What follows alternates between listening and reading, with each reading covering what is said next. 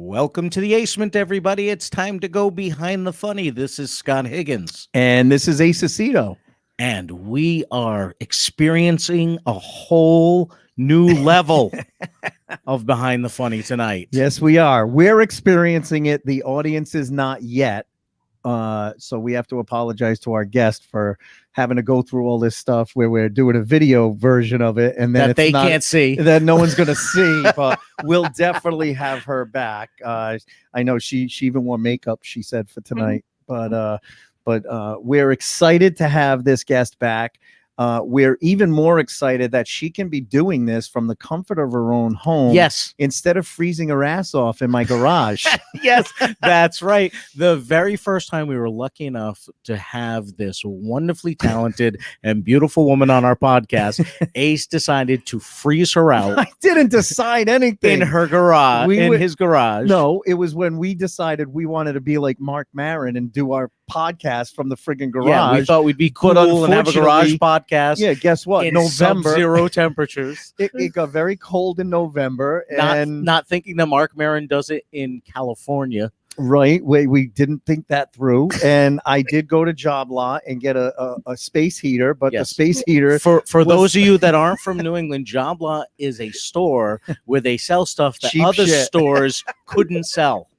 Because nobody wanted the shit. Well, listen, so it ends up in Job Lot. In all fairness, at 90% off because it's garbage. No, in all fairness, it does throw heat, just not big enough for an entire 2-car uninsulated garage. If your room is 3 by 3, it will be well heated. If we brought it down here, it would heat the shit out of this room. I'm just saying.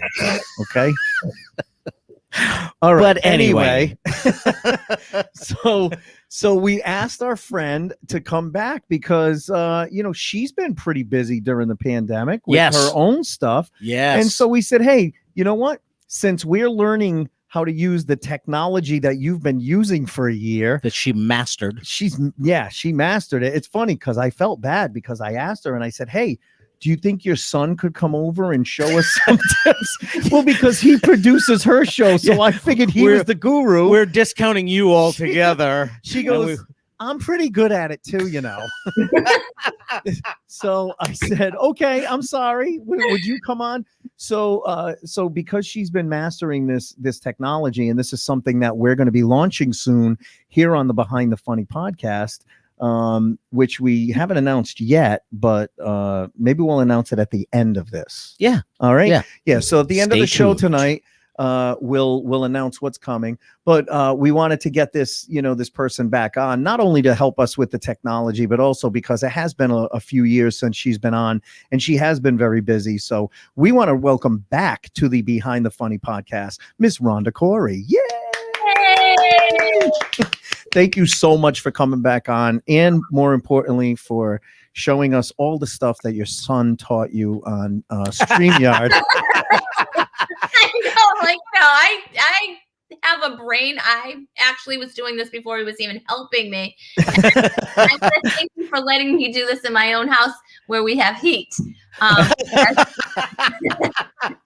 Rhonda, I just want for the record, I said to Ace, let's reach out to Rhonda because she knows what she's doing on StreamYard. And he goes, it's not her, it's her son that runs. I did not say that. Yeah, that's how that went. Right under the bus. Can you hear that? Can you hear that? That's the bus running over me, backing over me. No, I just assumed because your son produces your show, I thought it was him, and so I humbly apologize for that. And I'm going to shut up now and let Scott talk. No, but Rhonda, she has a show, Talk is Cheap. Yes. That she does. It's weekly now, correct? Yes, I was doing it in the beginning. I was doing for 2 times a week. But I changed it to 1 time a week, which is a little bit easier on everybody.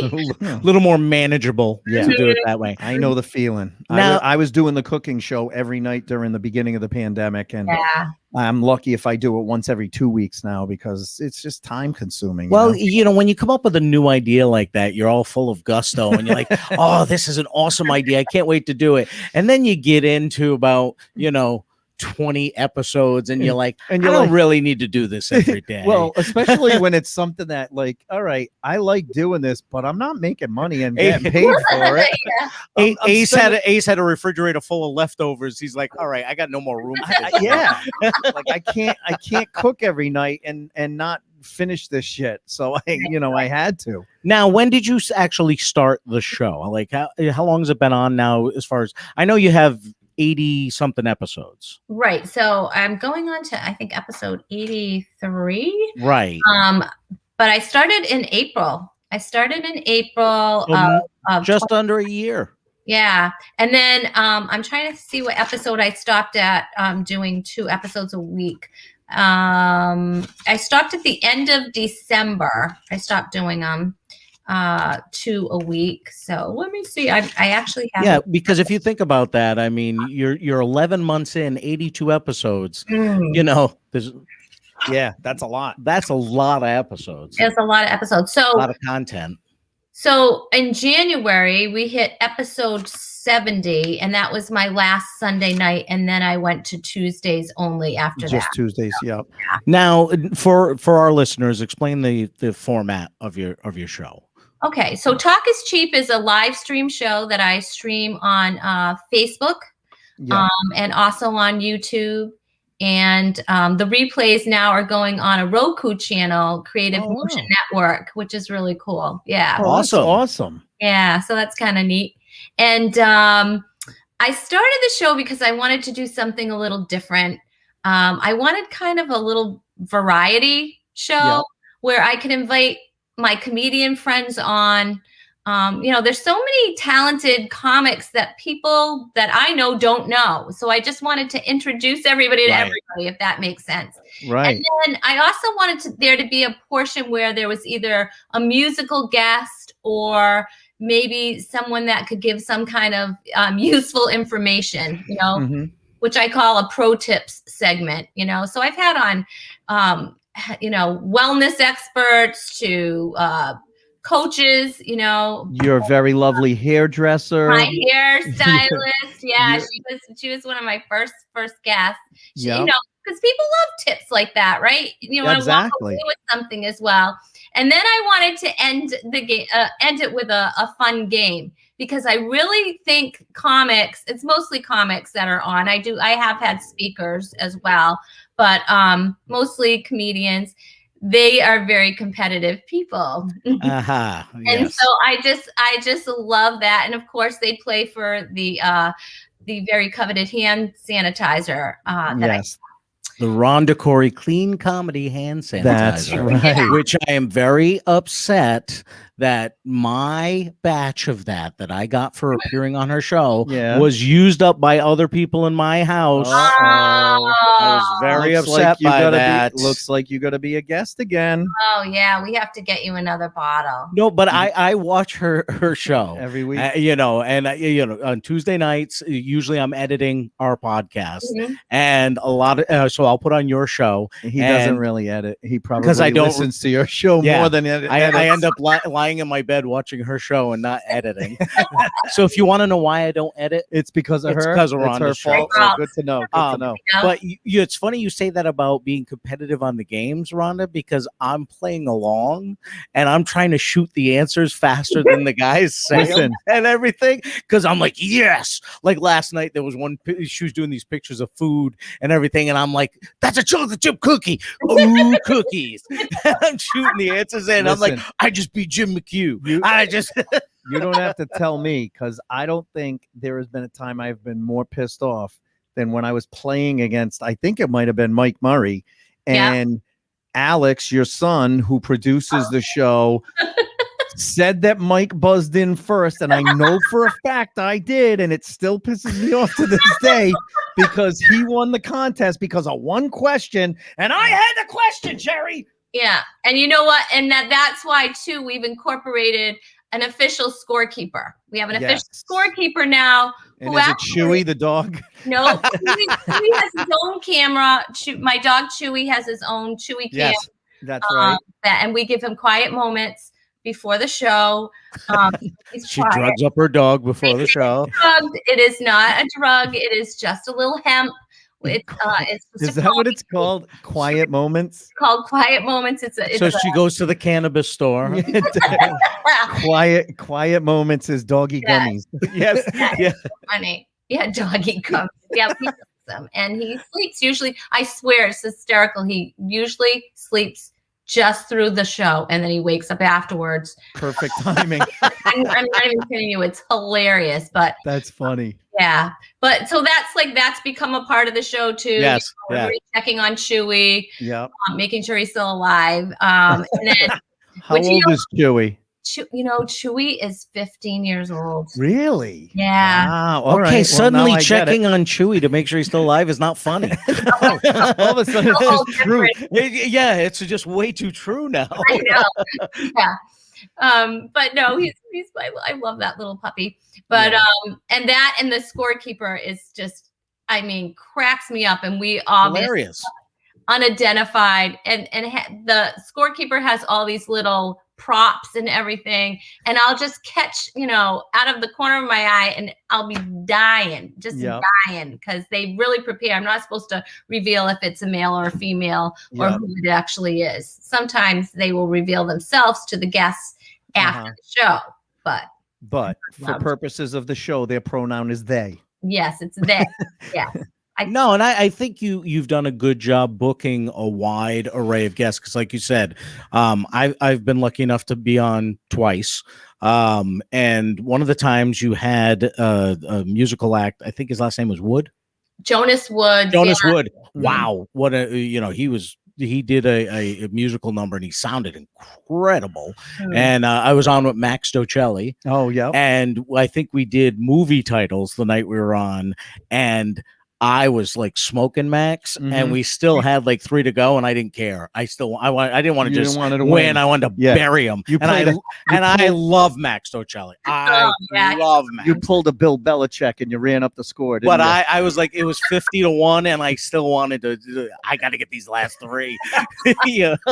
No, it is cool because I think I was on with Ross. I forgot his last name. Yes, Ross Bennett, who I remember from like the early days of Comedy Central and the Comedy Channel. I remember him being on, and then I was on most recently with Taylor, ventriloquist. Oh, Taylor Mason, who I also remember when he was on Star Search or like a long time ago. I definitely, and now I'm friends with I'm friends with Taylor on Facebook.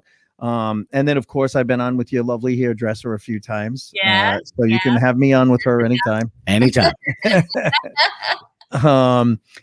it's fun because you have a great mix. It's not the typical show. It's a variety show. It has a kind of a throwback feel, right, to those 70s style variety Sonny and shows. Cher, Flip Wilson, right.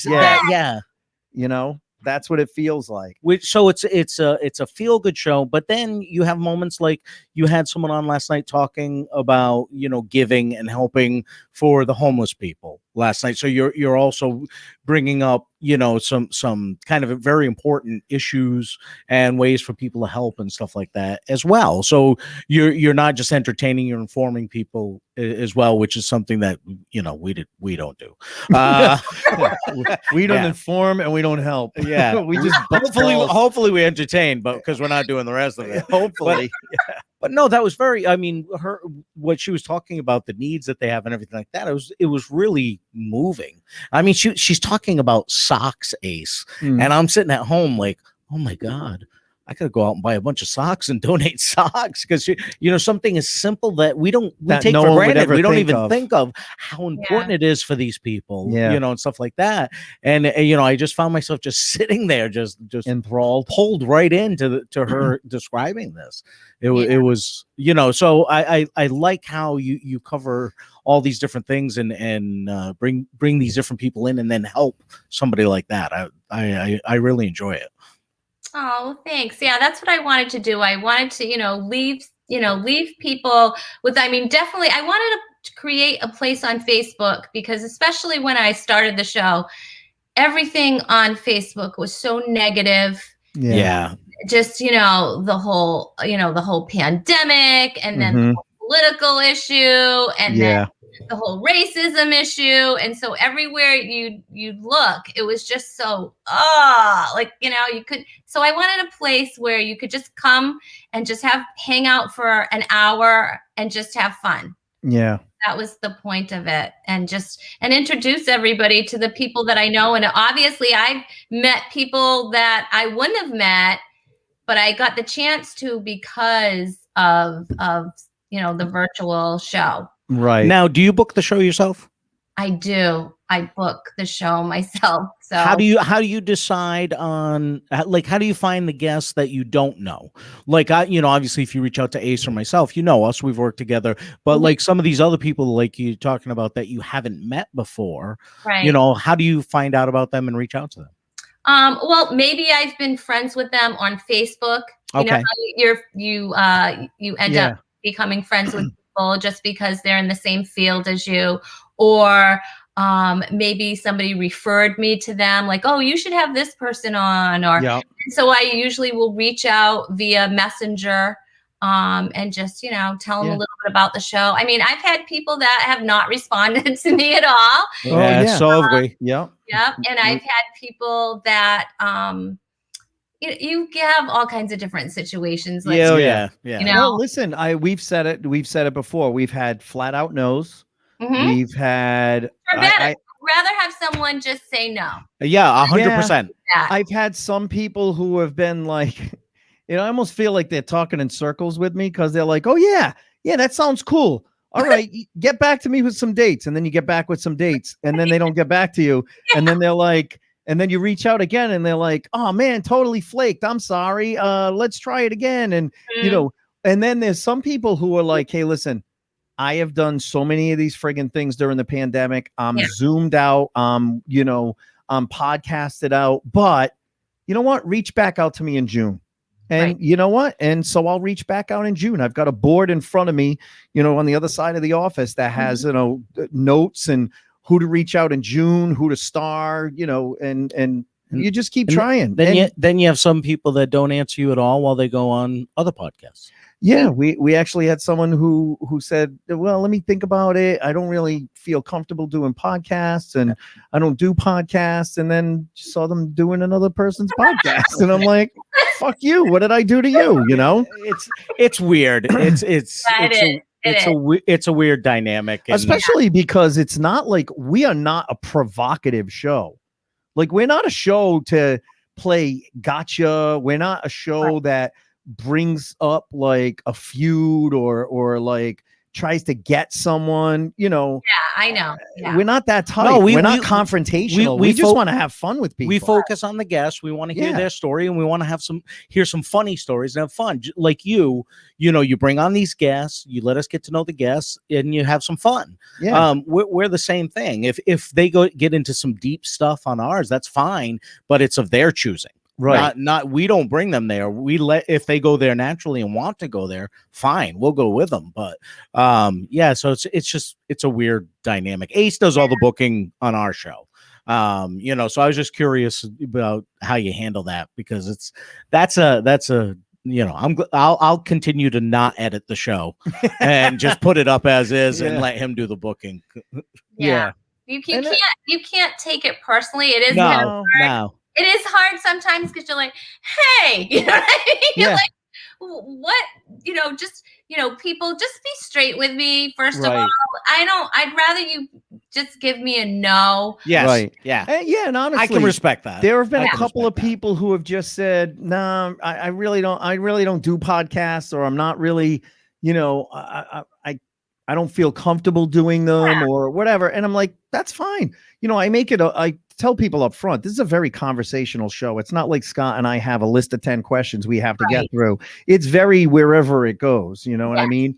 Yeah. Especially if you listen to. If you listen to this one that's coming out or that came out already by the time this is out, that one with Mike and Brad. Yeah. It was all, I knew it was not a train wreck. I knew it was all over the place as it was happening. And I was thinking to myself, I don't know how this is going to be a coherent show. If you listen back to the episode with Mike and Brad, but we had fun, called the Chaotic Coronavirus Check-In. Yes. His name of the episode. Halfway through, Ace just goes, this episode has no structure whatsoever. And you hear, and for me to point that out is big. And you have a certain amount of exasperation in your voice when you say it. I was trying to reel it in. When I listened back, Rhonda, to edit it, and I heard him say that, I laughed so hard at poor Ace, just because I mean, I'm having fun in the episode, picking on Mike and talking with Brad, and I just hear him go, and you almost said it to yourself. That's what made it funny. I don't even think we heard you. My inner voice. Yeah, he just goes, this has no structure whatsoever. And nobody responded to him when he said that. We just kept all over the place. Oh my God, was it hilarious. It's hard though. It's hard when because you cannot control other people what they're trying to say. And my show's live, because I can't edit it out. So so many things. I mean, I've had tech issues a lot, and I try to, resolve that before it starts with having people come on and do sound checks so that, they're familiar with, I use StreamYard, so they're familiar with that. Or I don't know what some people are going to say or do sometimes. So it can be a little okay. Have you ever been caught off guard with anything like that? Oh yeah. I've been caught off guard many times. Sometimes it's just pure laughter. There was this one episode I had, I call her our favorite dietitian on, Judy Barb, and she's going on, and she's talking about, she's making this dip, and I had on Joey Aiello, and we don't ever know what Joey Aiello is going to do. He's ADD, which he'll tell you, and he's hysterical, and she is using dandelion. That you pick outside, a real dandelion for dip. And Joey cannot fathom this. Eating a flower. Yeah, he is just wait a minute. And he's going on, and I am losing it, to the point where I can't regain your composure. No, I was like, oh my gosh, tears were running down my eyes. I was like, please stop. I was just begging him to stop, because he was making me laugh so hard. And I was like, I can't. I'm like, it's just, that's it. It's gone. And I don't know what's going to happen. I might have to question dandelion in my recipe as well. Ace, there are edible flowers. Ace, you are a chef, if you will, Chef Boy Aceto. Well, if you think about it, have you used dandelion in any recipes? I have not used dandelion, but everyone knows that a very, very big delicacy, Italian delicacy, is summer squash flowers, fried, dipped in batter and fried, and they're delicious. Well, anything that you could pretty much shoe leather dipped and fried. I'm like, yeah, I know. You could take Chewy's droppings and deep fry them. Batter, dip them, and fry them. Now, this is the difference between our show with a little and chocolate sauce. Rhonda just tried to almost shut us down, but then she realized, it's not my show. I don't have to. She reached up to pause it. These idiots, they could say whatever they want. Just don't. No, I just get grossed out really easily. Really? You don't if I'm like, oh no, please don't talk about that, because I don't want to go visual. Fried poop. Yeah, poop. No. Okay. Well, I promise I won't try and make that on the show. Although now I'm thinking the summer squash flowers might be a good one for. Yeah, that's fun. For when the summer comes around, I'm going to try that. Yeah. Summer squash. Summer. Mind blown. See what he did there? Yeah, I saw what he did there. That's amazing. But you've made a lot of different, you were the one who helped me with the COVID-19. I gained COVID-19 pounds. Yeah, me too. I finally learned how to make, oh gosh, now I can't think. You roll them with the different, come on. Crepes? From that description, with pepperoni and Italian, with ham, like a stromboli or calzone, stromboli. Calzones. Yeah. I don't know. Sometimes I can't think of the. Do you know? I ever since then, because I just looked up a recipe and then learned how to do it. Do you know I make a calzone at least once a week now? My kids love it. they're so stinking good. Yeah. Ham, pepperoni, salami, and cheese. Yeah. And they love it. I've made, you know, the buffalo chicken dip that I make? Yes, I love I've actually put that in a calzone. Oh, that's delicious. And what I want to do, I want to make a breakfast calzone next with sausage, eggs, all that stuff. You son of a bitch. Scott's getting hungry. I never knew how to do it. It's just it would come out wrong, and they would be like, you know, this much bread. If anybody's you're just listening, I just held my fingers up with a lot. So it was this much bread. David, you folded in the cheese. Yes. I don't understand. You folded it. You folded in. I can't teach you everything, David. Can you teach me one thing? Love that show. Oh my gosh. Do you watch that, Rhonda? No, have you watched the show Schitt's Creek? Yes. All right. Okay. Oh, we know you won't say it because you don't swear. But she goes, you know, the show Poops Creek. Poops Creek. Poops Creek. That's the non-Netflix version. That's when it goes to network TV. It's called Poops Creek. Oh my gosh. It's on PBS.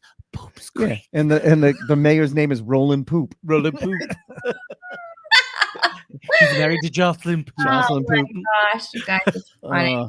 So you booked the show yourself. I booked the show myself. You are the tech genius, but then you pass that information on to your son, so he produces, right? Right. So what happens, like what his part is he helps me with he'll type in, you know, everyone's social media, right? That ready. He helps me with the games a lot of times, like. Okay.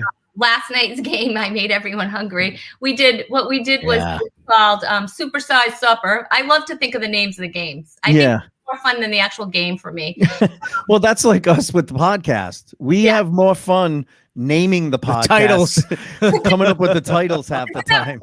Yeah, usually on a Wednesday night, he's sending me a message. Hey, how about this for tomorrow's episode? And I'm like, oh shit, I totally forgot. Because a lot of times we're recording like 3 weeks ahead of time, you know?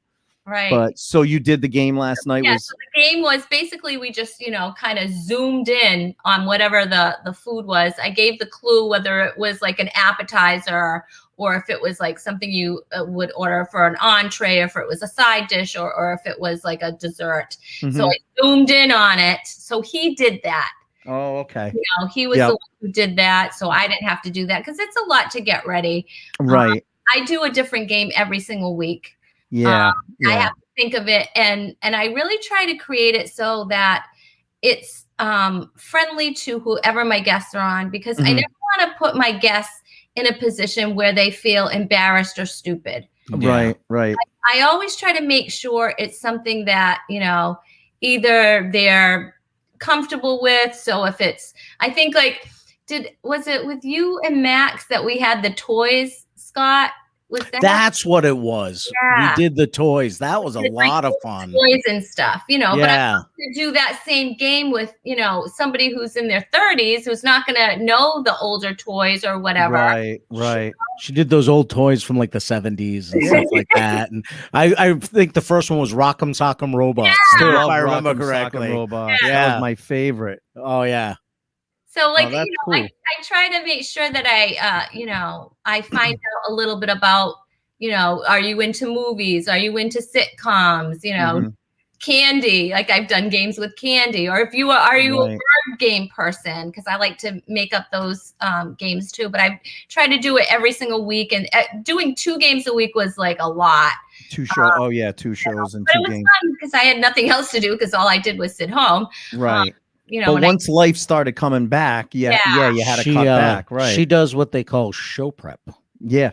Well, now that we're going to be doing this, you know, a similar type of thing. Show prep. The difference is, though, yours is a lot more work because you have multiple guests on. Like typically, we just have one guest that we talk to. So, you know, when it comes to getting people's social media and information like that, it'll be a little bit easier for us to have that stuff. Yeah. Like, you know, I'll have that Just stuff. a little less production before. for us than the way you do it. Especially because we're not doing games. We're just, you know, talking, but we want to be able to see our guest, this is awesome. This Yeah. you know, so for the audience, just so that they know, we are using StreamYard, which is it's the platform that Rhonda uses, and we've got some big things happening soon with this, but we'll tell you that later. But it is really, really cool to be able to do this. It's pretty simple to use, which, it's user friendly, which is intuitive.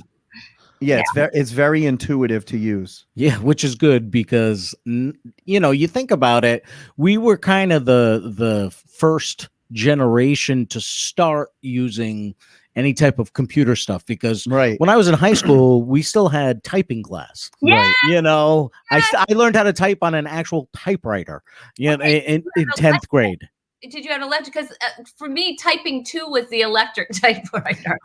We had a standard typewriter and then typing 2. Ooh, it's like moving from a acoustic guitar to an electric guitar. You got to learn with the hard stuff first, and then you move over to the easy. No, I had a electric typewriter for typing 1, and then I had to take a keyboarding class that was on a computer keyboard, so I could take computers 1. Ooh, and the computers 1 was basic language. When you used to type, go to and all that type of stuff. Next line, and, because that's where computers were at that time. It's not as intuitive to us as it is to kids. I got a 10-year-old niece that can shoot friggin' TikTok videos like they were done by Zack Snyder. Yep. It looks like a trailer for Justice League. And by the time she's done, and meanwhile mine's look absolutely terrible, but because it's just so intuitive to them. So, we had to change the channel ourselves. Exactly. I don't know about you, but my first, the cable, it was actually it was connected to the TV. Right. What? Yeah. What? True story. When I was growing up as a kid, this was, I want to say, either 77 or 78. Dallas Cowboys are in the Super Bowl. My father's favorite team. Don't know why. My father's favorite team. Snowstorm. So the TV is going in and out because we have rabbit ears on the TV. For you younger people, rabbit ears were 2 metal sticks, straight sticks that stuck out of the top of the TV, and that's how you got the signal into the TV to watch it. And sometimes you had to take some tin foil. That's where I was going. The balls of tin foil. Well, it kept going in and out, and he was getting pissed because it was the second half. So he wrapped it in tin foil and created a cable with that he made me hold. Of course. Because I created a ground and more signal. The entire fourth quarter, I had to stand at the opening from the living room into the kitchen so he could see the game. And God forbid you scratch your nose because it messed up the signal. Yeah. If they went into overtime, I was moving in with my grandmother. I was out of the house, but I literally, that's how I had to stand for that game, because he was not going to miss that game. Yeah. So, and now we stream everything. It's just it's crazy. Now, speaking of streaming, have you done any streaming shows this past year? I have. Do you like them? All right. So in the beginning of the year, I was getting some phone calls, and I was like, I'm sorry, but no, I can't do comedy online. It just doesn't translate well. It just doesn't translate. I just can't. And then you're like, okay, because you're like, that's right. You're like, I'm sorry. How much did you say? Okay. Okay, whatever. All right. So you'll mail me a box of Twinkies. Okay, that works. Right. They're just trying to they're half eaten. That's fine. That's fine. Fine. No, you're dying to deliver your jokes. You just haven't been able to perform, and we were at I was at such a sweet spot. I was finally starting. I had my calendar was really starting to get nice and full, and I had some nice gigs all booked. I was just so excited. All those backyard summer parties. That's a throwback to Rhonda's original episode. You got to go back and listen to that one. Oh yeah, my backyard. Yeah, that was backyard party. We had the picture too. That was a blast. I was like, I've made it when I got to do that at the pool. But let me ask you this. Pre-COVID, that was a bad gig story. Yeah. If someone offered that to you today, you'd be like, "What? Let's go." that was my one live outdoor gig that I did, was at a pool. It was poolside. I mean, it was nice. It was a bridal shower, actually. But I mean, I had this little speaker and this little microphone that was attached to it. And I was like, sure, of course I'll do it, you know? What she's not telling you is they didn't actually book comedy. She saw it happening and just walked over. I was driving down the street. Where are you coming in from? She crashed the party and just did a set. Yeah. And they're like, who are you? No, you know what? You're like at the grocery store. It's like, hey, so while you're in line, you don't think I didn't think about it. You'll try anything. I know. Oh I know the feeling. So yeah, I did a couple. I put together one myself, and what I did is I had everybody do 10 minutes. Yeah. Everybody did 10 minutes. So it wasn't, because it's a lot longer online to do. Yeah. Oh yeah. Yeah. Yeah. You don't want to be doing more than 10 minutes online. Yeah. That's it. Just do a showcase. 5 comics, 10 minutes each, you host, and there's an hour show. That's perfect, Yeah. Well, you in the Boston Comedy Festival was all virtual this year, and Jim McHugh had asked both Ace and I got to be part of it, and I was on the opening rounds, and I was what they called a math comic. And what that is the contestants all did their spots, and then while they were tabulating their scores, I would do 6 to 7 minutes. Okay. And they said, well, if we're not done tabulating after 6 to 7 minutes, we'll have you do a little bit more time. Now, we had like 60 something people watching the show when we had our night, and the contestants all do their spots. Everybody's laughing. I'm like, this is actually it's working out. Pretty damn cool. Well, when the math comic gets to go on, all of those people that were all tuned in to watch one of the contestants tuned right the hell out. Yeah, they go to the refrigerator because they're going to the fridge. They're topping off their drink. They're just waiting to hear what the scores are to see how their friend did. Yeah. And I felt like it was like Bueller. It's so weird. And I'm sitting there, and because one thing, Mike Kaplan said it best when we had him on, and when we did the world record thing, is when he does online shows, he's not so much telling his jokes as much as he feels he's telling people about his jokes. Yeah. Yeah. Which is so true, right? And that's such a great description of doing it online compared to doing it live. I thought that was the best way of saying that. It's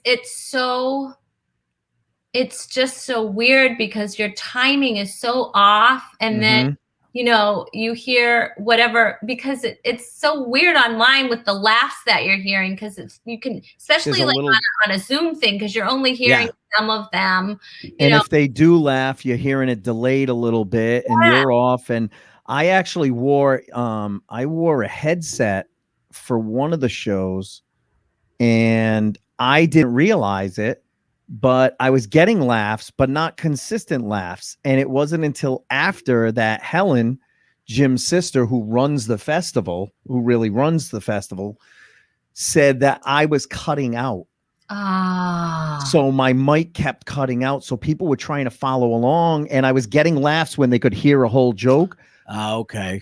But my voice was cutting out. So the next night I used something different, and it worked a little bit better. But yeah, it's I don't knock people who've been doing it, but it's tough. So to me, it's just a different skill set. Yeah. Yes. But it's a some people have done it very well, and good for them. They figured out how to do it. It's like people that do improv. I'm not good at improv. I tried it once or twice when I first started comedy. It's not an arena that I'm comfortable in or do well with. Yeah. This is another one of those things that it's just different. Yeah. It's kind of, to me, it kind of reminds me of an open mic. No matter how good the comics are, it's still it's just, you're not going to get like a feedback that you would if you're in front of a live audience. It's just a different thing. So you almost have to plow through your material. And like the last show I did, it was fun, actually. It was really a lot of fun, and they did have some of the mics open so you could hear the laughter. Right. And the timing was a little, wonky, but It was fun, but it's so different. The pacing is different. And, but I think, like you said, it's another skill set and it builds a muscle. Just like that's why I will do open mics, is because it builds that muscle. And then when you get in front of a crowd, and something falls short, you're not like devastated, because you're like, hey, I'm used to this happening my whole set, Right. I don't know that it's a muscle that I want to overdevelop. No. I hope it's a muscle I don't need. It's like I go to the gym and I'm working out my earlobes. I don't need extra muscles there for any reason. It's just I needed my earlobes when I wore earrings after high school. I don't need them anymore. So I don't need to work that. Earrings? I had one. Did you? I went on a diamond stud, or did it have like okay, you gotta remember, I got my ears pierced in the 80s. Okay, late 80s. Which year did you have it in? I think left. Left is right and right is wrong. Because I still have a hole in my left ear where I had mine pierced. So here's how it happened. I went on spring break one year down in Florida. We're in Daytona Beach. We're in the bar.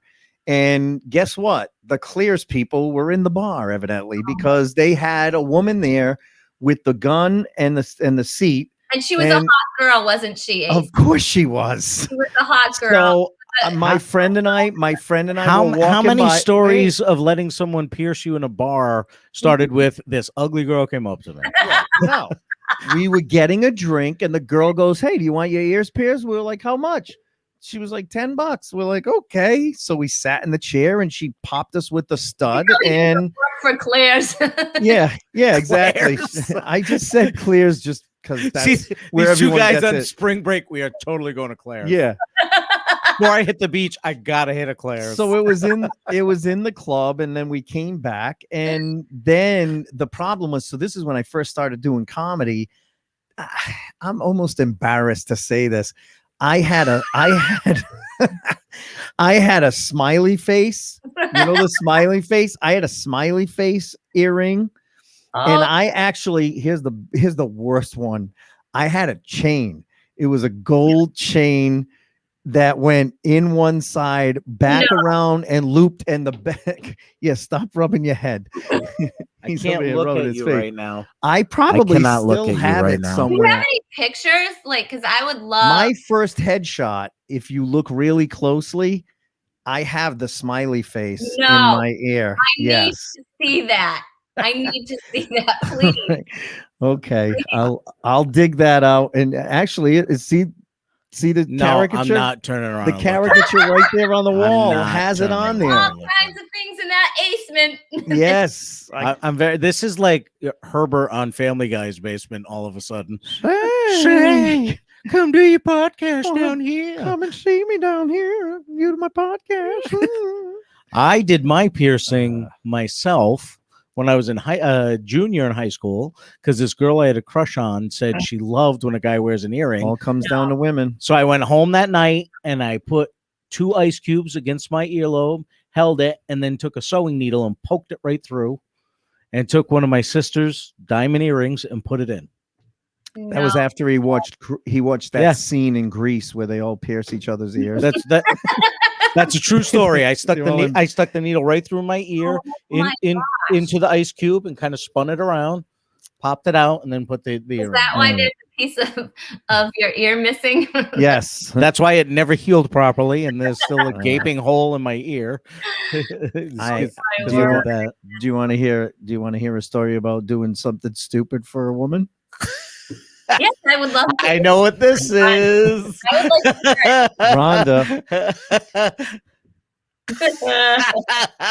it. This will be a behind the funny first. Welcome to Behind the Funny Confession. This is awesome.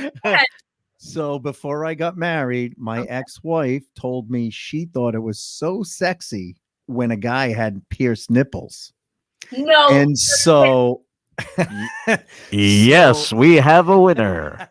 So the night before I got married, while I was running around doing all the other errands, I squeezed that in. I stopped in at a piercing place and got my nipples pierced. Oh, and then at the rehearsal dinner, I surprised her. She was so pissed at me. She goes, "Where the frig were you all day?" I was like, "I had all these errands to do." And then I pulled her outside. I said, "Well, you said it was sexy." And I pulled up my shirt and she goes, "Oh my God, I can't believe you did that." And do you know, I had those in for a very long time. Actually, one of them got infected after a few years. It was the right one, so I kept the left one for a long time. And I only got rid of it like 2 years ago because my kids grew up knowing that their dad had pierced nipples. Gosh, no. And every time I'd say, "Do you want me to take them out?" And they're like, "No." But every time I'd go on vacation with my kids, other kids would be looking at me and snickering. So I finally took the last one out about 2 years ago. Took forever for him to go through airport security. Really? Like you had them I did. You want to see a picture of that, Rhonda? Huh? You want to see a picture of that? I can handle that. I want to see the smiley face earrings. I don't think I never look at you the same. He used the smiley face earrings in his nipples. You know what? I'm so glad. That's my belly button ring. That's my belly button ring. No, you know, it's funny. I have never told that story on this podcast. Although, obviously Scott knew, friends knew, but I am so glad that I shared it on the podcast with you. And I really wish this was a video podcast because your face when I Did you said see the look on it? She turned beet red and couldn't stop laughing. I love it. Oh, that was awesome. We're going to have to save this video for later. Save the video. You can the video. Oh my gosh, that is hilarious. Oh, you can do a screenshot. You could do a screenshot of it. Yeah, we'll have to do a screenshot of Rhonda's face when I shared my nipple story. Too bad you don't have them anymore. I'd magnetize the table just to surprise you. I know. That is so funny. Like things you never knew and kind of wish you didn't. That's right. Talk about TMI. When am I going to come back on your show so we can talk about Ace Aceto's nipple? No, you could do a game where it's like, tell me your deepest secret. Truth or dare. Yeah, truth or dare. Guess the piercing. Who is this? Yeah. Who is this? It's just a picture of a nipple with a smiley face in it. One of these comics, we could have like a whole panel of comics. One of these comics. What is it? What Rhode Island Comedy Hall of Famer has this? No, wasn't the show called? Wasn't that show called To Tell the Truth?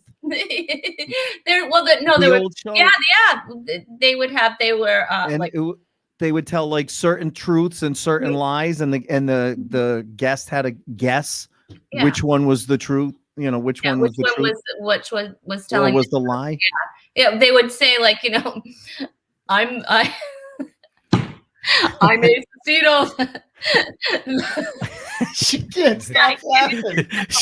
That image is plastered in her head right now. It's just Rhonda, you want to see? Oh my God. Our next guest used to play the part of Ace Aceto's nipple ring. That's just so funny to me. Please welcome Brad Pierce.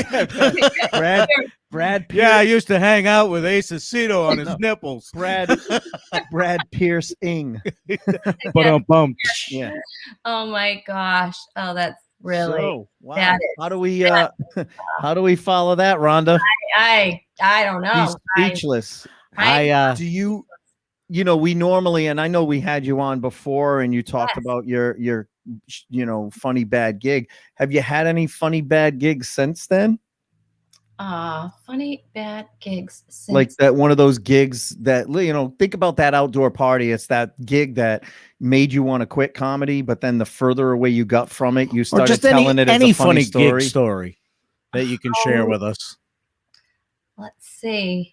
Well, I don't know, because the last time I spoke with you, actually, we had done a gig that night when COVID had just Do you remember? And that was the last podcast. We all went to a restaurant. It was really good. The one we did for the veterans. That's right. That was actually pretty funny. That was almost a train wreck of a show. That was when Roman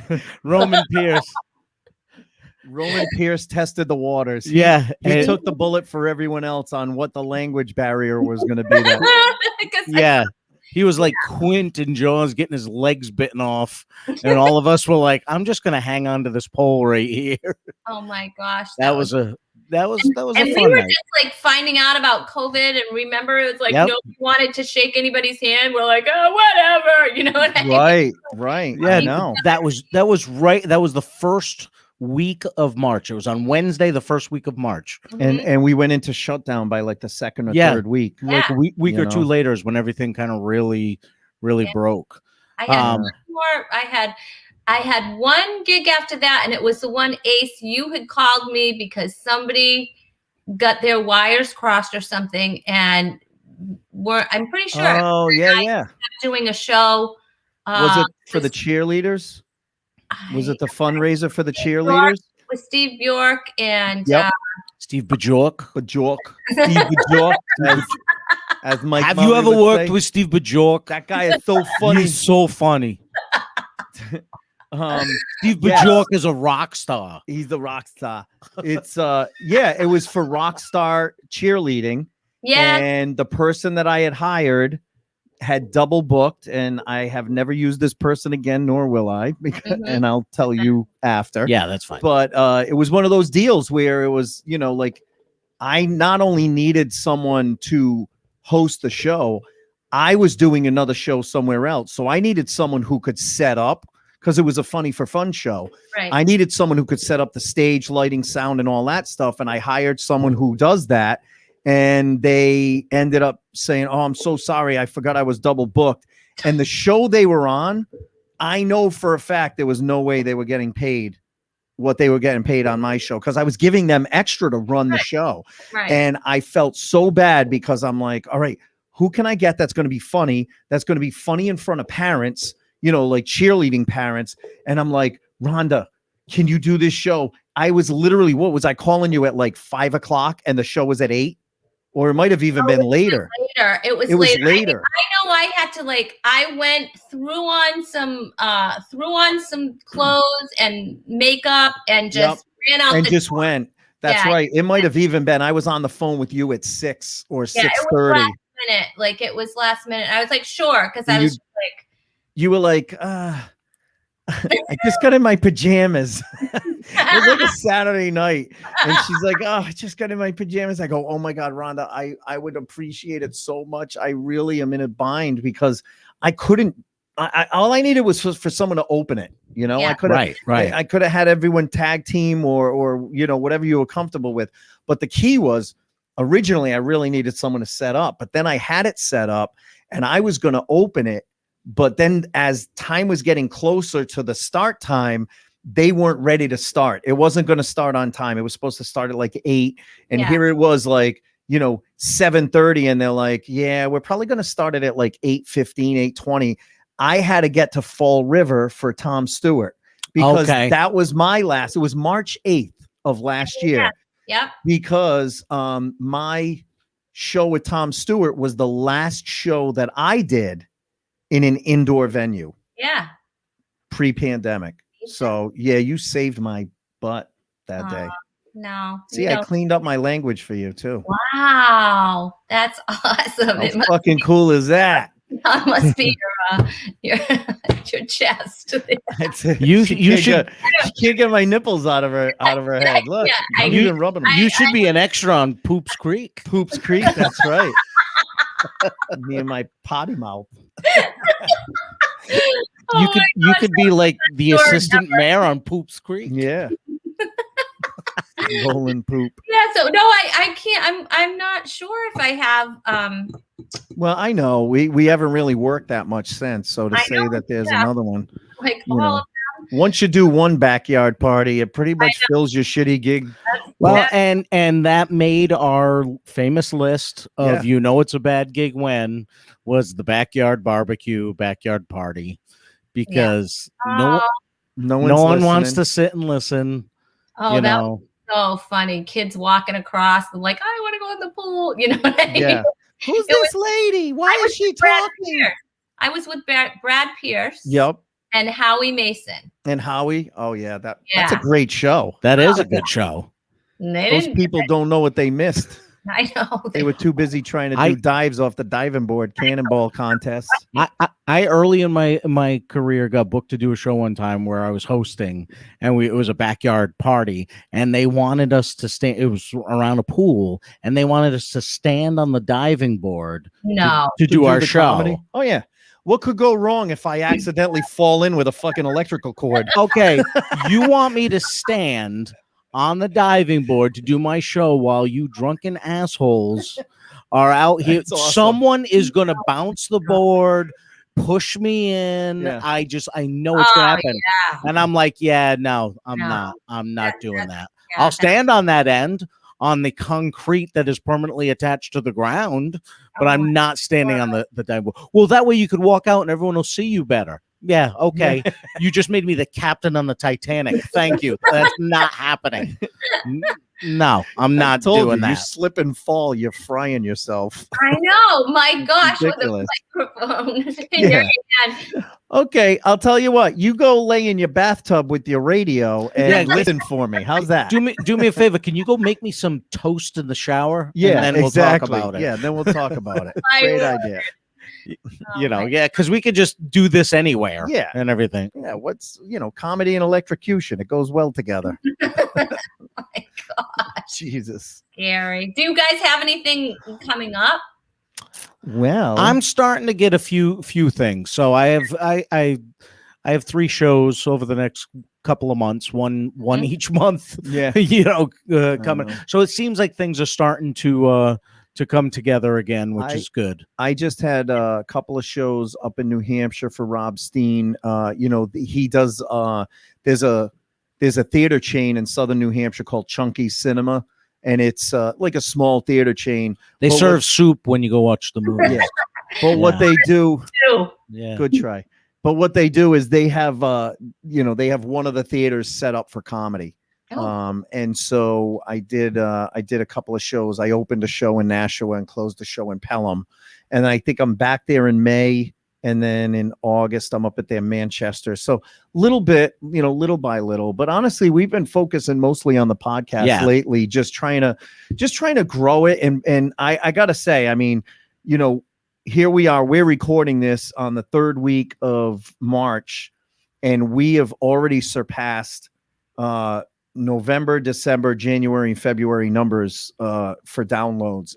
I don't know what we did, but we almost between. So we still have another week left in March, and between what we have so far, and if you extrapolate it out, we're going to come close to doubling the listeners or downloads that we had last month in 1 month, doubling. And we don't know what we did or how, but been so consistent. You put out a great show. You have really great guests sometimes. Of course. Sometimes you're reaching in the barrel like tonight, but no.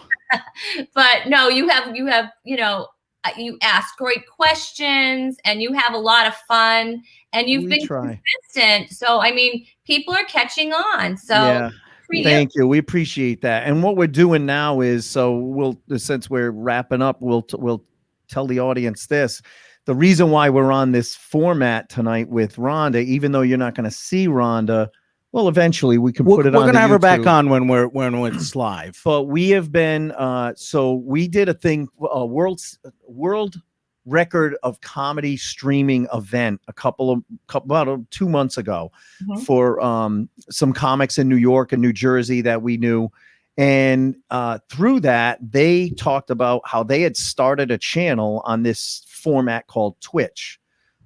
Twitch started as a gaming thing where people would watch people play video games. They would stream themselves playing games and people would watch them play games. Yeah.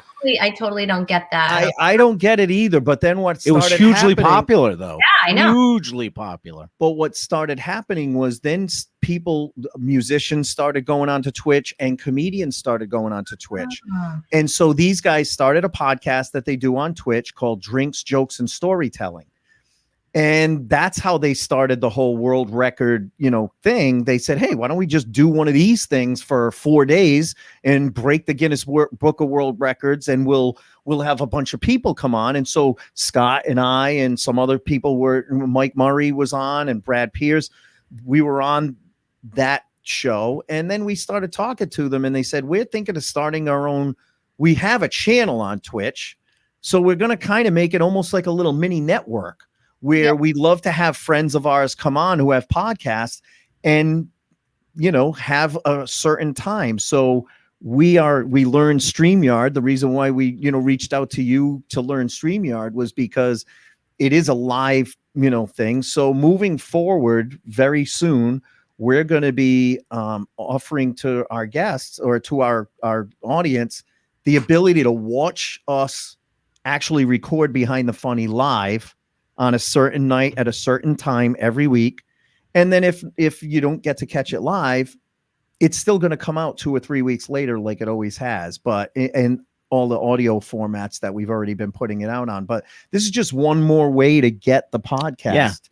And give you something a little different too, because you'll see the acement that we talk about all the time. Exactly. You can actually watch us live from the acement, right? So we'll give you something a little different. And if you want to get updates about, where to find us on Twitch and, how to get the show, make sure you're following us on Facebook at Behind the Funny Pod, and also follow us on Twitter, BTF Pod, Instagram, BTF Pod. On any of our social media sites, we will put up posts and links of where you can find that in the future once we go live with that. And be able to check that out. And I'm excited about it. It's gonna be different. It's gonna be a fun new thing to do. I am to be live with our guests and everything. We've been watching you have so much fun with it, Rhonda, over the past year. We're like, we got to try it. Yeah, and especially we have to thank you, especially because when we were looking at different formats, different platforms to do it on, there's multiple platforms. People do it on Zoom, people do it on Skype.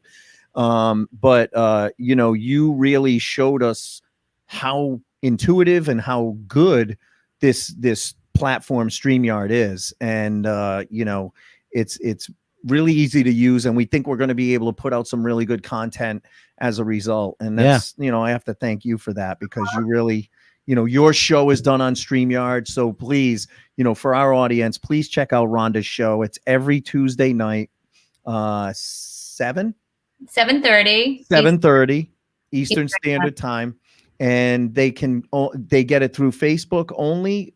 Is it live on the Rhonda Corey Comedy page on Facebook, or Rhonda Corey Comedy on YouTube? It also streams live to there as well. Perfect. And also the replays are on the Creative Motion Network channel on Roku. So that's awesome. Getting on Roku, that's even better. That's really cool. Good for you. Good for you. Well deserved. And it's a fun show to watch. Like I said, it's my Tuesday night go-to. Because you can go on and you can chat, so I can harass Rhonda. I can harass her guests. Audience participation. She'll put up stuff that the people say and participate with, and it's the guests on the show get to read it and everything. So it's very interactive and a lot of fun. So definitely check out her show. You guys will and really enjoy it. She has a lot of great guests on there. Absolutely. You'll learn how to do your hair. You'll learn how to cook. Exactly. You'll have some funny. Hey, can you get a piercing artist on maybe sometime? If I do, I would definitely have you on. You got to have Ace back on. Awesome. Definitely. We can pierce you. We'll get them redone. Anywhere. That's fine. We'll get them redone. That would be fun. It would be fun. Yeah, I'm good. I'm good. Scott wants a Prince Albert. Scott's good. Yeah, he's awesome. Yeah, no, I'm good. I'm good. Oh my gosh. All right. Well, on that, I don't know how else to. No, I think we're good right there. Yeah. Thank you all for tuning in. Thank you so much for subscribing. If you haven't subscribed yet, click that subscribe button. Please tell a friend, because evidently the last time we told you to tell a friend, it worked. Yeah, you're telling a lot of friends, but I'm sure you have more because you're very smart, charming, beautiful people, because you listen to this podcast. So that obviously shows. Oh, of course. So continue to do so. You guys have been awesome with the 5-star reviews lately. Yeah. Really, really been generous with those, and we appreciate that. That helps us so much. So you guys are great. We appreciate it very much. Ace? Other than that, we will see you next week. Perfect. And that's it. That's so cool. So end broadcast. And then I'll, yep.